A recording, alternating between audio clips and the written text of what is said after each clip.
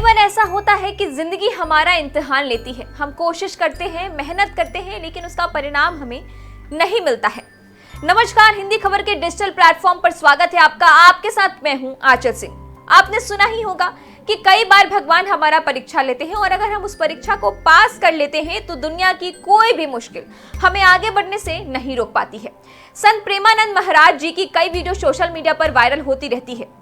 प्रेमानंद जी महाराज के एक श्रद्धालु ने उनसे सवाल पूछा था, जिसका जवाब उन्होंने बहुत ही सिंपल लैंग्वेज में और एग्जाम्पल के साथ दिया था, जिसे सुनकर आप भी अपनी जिंदगी के साथ उसे रिलेट करेंगे। और यही वजह है कि लोग उन्हें सुनते हैं।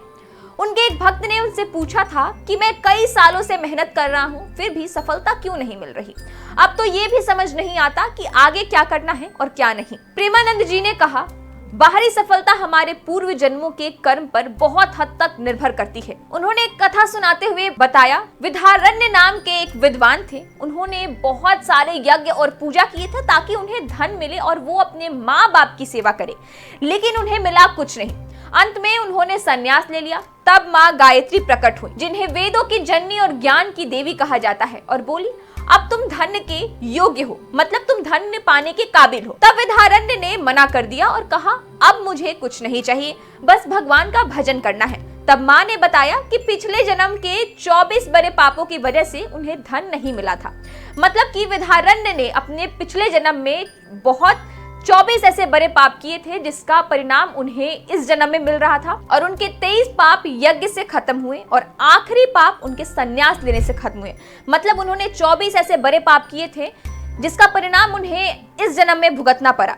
23 पाप तो उनके यज्ञ से खत्म हो गए थे और आखिरी जो उनका पाप था, वो जब संन्यास ले लिए थे परेशान होकर कि उन्हें सफलता नहीं मिल रही है, तो 24वां पाप उनका संन्यास लेने के बाद खत्म हो गया। इसका मतलब ये है कि जब तक कर्म खत्म नहीं होता तब तक फल नहीं मिलता। तो अगर आप मेहनत कर रहे हैं और उदास हैं तो ऐसा सोच अपने दिमाग से निकाल दीजिए, क्योंकि मेहनत के साथ साथ भगवान लगन भी देखते हैं। और जब फल मिलता है तो कर्म की याद भी नहीं आती। उसका आनंद सिर्फ आप ही समझ सकते हैं, क्योंकि आपने उसको अनुभव किया है।